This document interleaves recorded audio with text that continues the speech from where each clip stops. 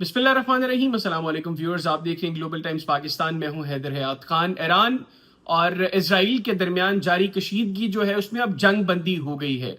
कल हमने देखा कि अमेरिकन प्रेसिडेंट डोनाल्ड ट्रंप बड़ा अग्रेसिवली उन्होंने गुफ्तगू की और बिलखुसूस इजराइल को लेकर उनके हवाले से जो खबरें सामने आई और जो गुफ्तगू उन्होंने की उसमें काफी अग्रेशन दिखाई दे रहा था और उनको ये लग रहा था कि अब इजराइल जो कार्रवाइयां कर रहा है वो अमेरिकन प्रेसिडेंट की ख्वाहिशात के बरक्स जाकर कर रहा है। इसको प्रोग्राम में डिस्कस करेंगे कि अब ये जो सेटलमेंट हो गई है, ये जो जंग बंदी हुई है, क्या इसके बाद इस रीजन में जंग का खतरा मुकम्मल तौर पर टल गया है या अभी भी नेतन्याहू जो इजरायली प्राइम मिनिस्टर है वो कोई शरारत कर सकता है, और अगर वो कोई शरारत करता है तो उसका इम्पैक्ट क्या होगा। फिर जो ईरानियन न्यूक्लियर फैसिलिटीज डिस्ट्रॉय की अमेरिकन क्लेम के मुताबिक कि हमने उसको ईरान को जौहरी तनसीबात उनको मुकम्मल तौर पर तबाह कर दिया है और अब ईरान अपना जौहरी प्रोग्राम कंटिन्यू नहीं कर सकता।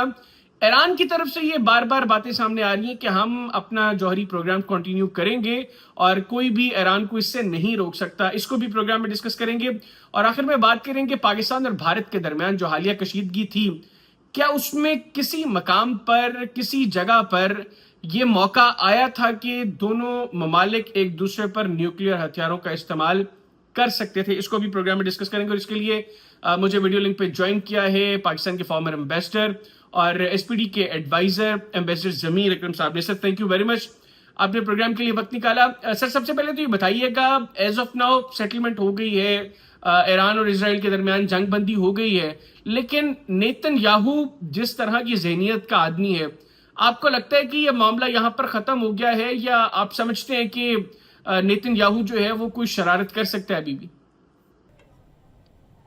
नेतन्याहू जो है he is a murderer, he is a fascist. और जिस तरह से उसने गज़ा में और फ़लस्तीनियों के ख़िलाफ़ जो कैंपेन की है पिछले दो सालों से, जो तकरीबन होने को हैं, उससे तो कोई बैद नहीं है कि वो इस किस्म की चीज़ें करे, लोगों को असैसिनेट करे और ईरान के जो सुप्रीम लीडर है उनको भी करे, बावजूद इसके कि अमेरिका उसको कह रहा है कि आप ये ना करो। मेरा अपना ख्याल है कि अमेरिका ने उसको रोका होगा ज़रूर, क्योंकि उससे तो बहुत ही ज़्यादा कशीदगी फैल जाएगी। फिर तो ये है कि ईरान के पास भी इसके जवाब में वो किसी भी जगह अमेरिका, इज़राइल के जो जो भी ठिकाने हैं दुनिया में डिफरेंट जगहों पे, उनकी जो सिफारतकार लोग हैं उनको टारगेट करेगा। फिर तो ये बहुत ही एक किस्म की डिफरेंट किस्म की वॉर हो जाएगी। बिल्कुल ठीक। अच्छा सर, ये भी बताइएगा कि हमने ये देखा कि इजराइल की तरफ से जो बातें हमेशा सामने आई हैं नेतन्याहू की तरफ से, वो ये है कि ईरान और पाकिस्तान ये दो वो मुस्लिम ममालिक हैं जिनको वो अपना बड़ा दुश्मन समझता है। आप समझते हैं कि किसी पॉइंट के ऊपर ईरान के बाद पाकिस्तान को लेकर भी इजराइल या नेतन्याहू कोई शरारत कर सकता है या उसका सोच सकता है? नेतन्याहू ने ऐसी बातें की हैं और मैंने देखे भी हैं, उसके जो इंटरव्यूज आए हैं टेलीविज़न पर, और ये इस किस्म की वो गैर जिम्मेदाराना बातें करता है। लेकिन उसे भी पता है, अमेरिका को भी पता है और दूसरे ममालिक जो हैं उनको भी पता है कि पाकिस्तान और ईरान के दरमियान बहुत बड़ा फ़र्क है। वो सबसे बड़ा फ़र्क ये है कि पाकिस्तान ऑलरेडी एक न्यूक्लियर वेपन स्टेट है। दूसरा, पाकिस्तान के पास लॉन्ग रेंज मिसाइल्स हैं और दूसरे किस्म के दूसरी काबिलियत है कि हम अगर खुदा न खास्ता हम पर हमला हुआ इसराइल की तरफ से, तो हम उसका मुंह तोड़ जवाब देने की काबिलियत रखते हैं। उसको उनको भी पता है और अमेरिका को भी पता है। तो मेरा नहीं ख्याल है कि वो इस किस्म की बेवकूफ़ी करेगा। तो बट इसके कहने के बाद मैं ये भी कहना चाहता हूँ कि हमें इसके बावजूद ये सारी चीज़ जो मैंने कहा है, अपने दिफा को मजबूत रखना चाहिए, अपने गार्ड को ऊपर अप करके अपना गार्ड अप करना चाहिए। अच्छा सर, आप चूंकि न्यूक्लियर मामलात को भी काफ़ी बेहतर समझते हैं, आपने न्यूक्लियर डिटरेंस के ऊपर एक किताब भी लिखी। अभी ये जो रिसेंट कॉन्फ्लिक्ट था पाकिस्तान और भारत के दरमियान, क्या इस कॉन्फ्लिक्ट के दौरान ये दोनों ममालिक किसी ऐसी स्टेज पर पहुंचे थे जहां पर दोनों ममालिक के दरमियान किसी न्यूक्लियर जंग का खतरा जो है वो पैदा हो गया हो? नहीं, वो तो नौबत ही नहीं आई। पहली चीज़ तो ये है कि देखें, हमने बड़ा वाज़ेह तौर पर कहा हुआ है कि हमारे जो एटमी हथियार हैं उनको हम इस्तेमाल करेंगे पाकिस्तान के दिफा में। बिल्कुल ठीक।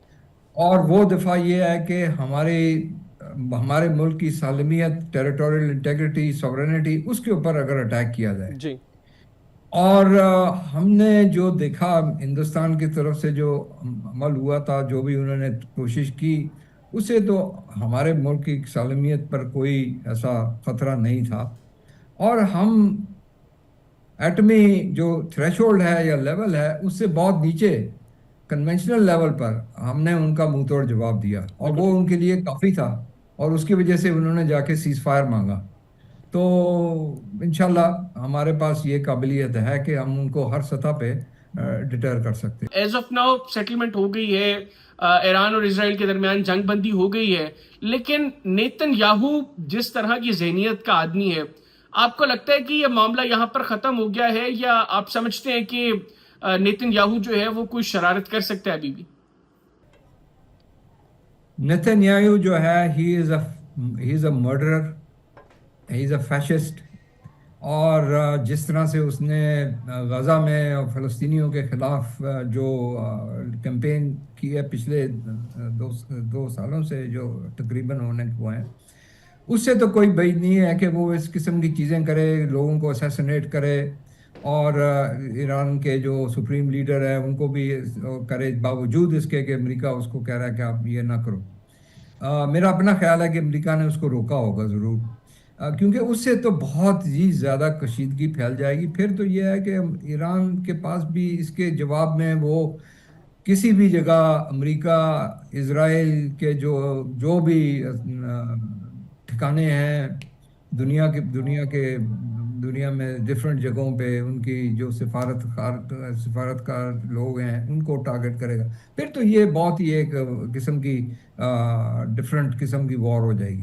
बिल्कुल ठीक। अच्छा सर, ये भी बताइएगा कि हमने ये देखा कि इसराइल की तरफ से जो बातें हमेशा सामने आई हैं नेतन्याहू की तरफ से, वो ये है कि ईरान और पाकिस्तान, ये दो वो मुस्लिम ममालिक हैं जिनको वो अपना बड़ा दुश्मन समझता है। आप समझते हैं कि किसी पॉइंट के ऊपर ईरान के बाद पाकिस्तान को लेकर भी इसराइल या नेतन्याहू कोई शरारत कर सकता है या उसका सोच सकता है? नेतन्याहू ने ऐसी बातें की हैं और मैंने देखे भी हैं, उसके जो इंटरव्यूज आए हैं टेलीविजन पर, और ये इस किस्म की वो गैर जिम्मेदाराना बातें करता है। लेकिन उसे भी पता है, अमेरिका को भी पता है, और दूसरे ममालिक जो हैं उनको भी पता है कि पाकिस्तान और ईरान के दरमियान बहुत बड़ा फ़र्क है। वो सबसे बड़ा फ़र्क ये है कि पाकिस्तान ऑलरेडी एक न्यूक्लियर वेपन स्टेट है। दूसरा, पाकिस्तान के पास लॉन्ग रेंज मिसाइल्स हैं, और दूसरे किस्म के दूसरी काबिलियत है कि हम अगर खुदा न खास्ता हम पर हमला हुआ इसराइल की तरफ से, तो हम उसका मुंह तोड़ जवाब देने की काबिलियत रखते हैं। उसको उनको भी पता है और अमेरिका को भी पता है। तो मेरा नहीं ख्याल है कि वो इस किस्म की बेवकूफ़ी करेगा। तो बट इसके कहने के बाद मैं ये भी कहना चाहता हूँ कि हमें इसके बावजूद ये सारी चीज़ जो मैंने कहा है, अपने दिफा को मजबूत रखना चाहिए, अपने गार्ड को ऊपर अप करके अपना गार्ड अप करना चाहिए। अच्छा सर, आप चूंकि न्यूक्लियर मामलात को भी काफी बेहतर समझते हैं, आपने न्यूक्लियर डिटरेंस के ऊपर एक किताब भी लिखी। अभी ये जो रिसेंट कॉन्फ्लिक्ट था पाकिस्तान और भारत के दरमियान, क्या इस कॉन्फ्लिक्ट के दौरान ये दोनों ममालिक किसी ऐसी स्टेज पर पहुंचे थे जहां पर दोनों ममालिक के दरमियान किसी न्यूक्लियर जंग का खतरा जो है वो पैदा हो गया हो? नहीं, वो तो नौबत ही नहीं आई। पहली चीज़ तो ये है कि देखें, हमने बड़ा वाज़ेह तौर पर कहा हुआ है कि हमारे जो एटमी हथियार हैं उनको हम इस्तेमाल करेंगे पाकिस्तान के दिफा में। बिल्कुल ठीक। और वो दिफा ये है कि हमारे मुल्क की सालमियत, टेरिटोरियल इंटेग्रिटी, सॉवरेनिटी, उसके ऊपर अगर अटैक किया जाए। जी। और हमने जो देखा हिंदुस्तान की तरफ से जो अमल हुआ था, जो भी उन्होंने कोशिश की, उसे तो हमारे मुल्क की सालमियत पर कोई ऐसा खतरा नहीं था। और हम एटमी जो थ्रेशोल्ड है या लेवल है, उससे बहुत नीचे कन्वेंशनल लेवल पर हमने उनका मुंह तोड़ जवाब दिया, और बिल्कुल वो ठीक। उनके लिए काफ़ी था। और उसकी वजह से उन्होंने जाके सीज फायर मांगा। तो इंशाल्लाह हमारे पास ये काबिलियत है कि हम उनको हर सतह पे डिटर कर सकते हैं। अल्हम्दुलिल्लाह, thank you very much sir. آپ نے پروگرام کے لیے وقت نکالا. ناظرین، ایمبیسڈر ضمیر اکرم صاحب ہمارے ساتھ موجود تھے، گفتگو ان کی آپ نے سنی. آج کے پروگرام سے اتنے، اگلے پروگرام تک کے لیے مجھے اور میری ٹیم کو اجازت دیجیے. اللہ حافظ. پاکستان ہمیشہ زندہ باد.